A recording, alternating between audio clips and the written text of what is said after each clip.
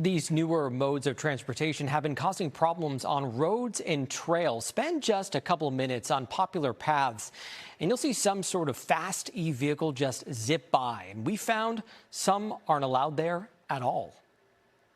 Armed with a radar gun. 18, 19, 20, that's what's freaking people out. We watched as riders of all kinds flew by on the Schuylkill River Trail. 20.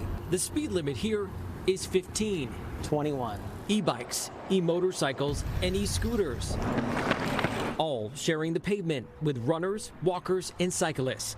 We sat along the trail with John Boyle from the Bicycle Coalition of Greater Philadelphia. They are different vehicles altogether. They're basically electric dirt bikes. Electric-powered devices aren't supposed to ride here, and Pennsylvania state law says most aren't even legal to ride on the street.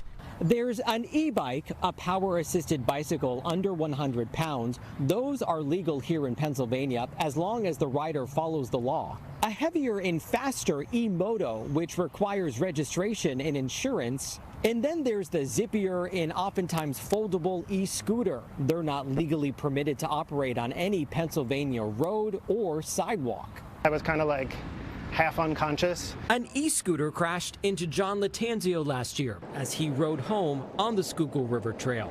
These photos show the aftermath. Latanzio suffered broken bones. His doctors said the force resembled a car crash. It took a toll, trauma-wise. It was a couple months, obviously physically, to get back to normal. The issue isn't just on trails. Pennsylvania roads have seen an increase in crashes and deaths. PennDOT doesn't break out crash data for every type of electric vehicle, but the trend for e-bikes is clear. E-bike rider injuries jumped 40% statewide from 2024 to 2025. According to PennDOT, 2 bike riders died in 2024, 12 died in 2025. And those numbers don't include the e-motos. Philadelphia City Council isn't tackling speeding, but it is tackling licenses. This proposal would create an e-bike delivery license. It targets commercial delivery riders who commonly ride these type of vehicles around the city. We want to make sure that people have make a living, but we want to make sure they understand the rules of the road and that those companies that hire these folks are held accountable when there are crashes. Councilmember Jeffrey Young is behind the proposal. He says it's meant to target food delivery drivers because his district has seen an increase of those riders. As for speeding, he says it's a problem, but that's something the state should regulate.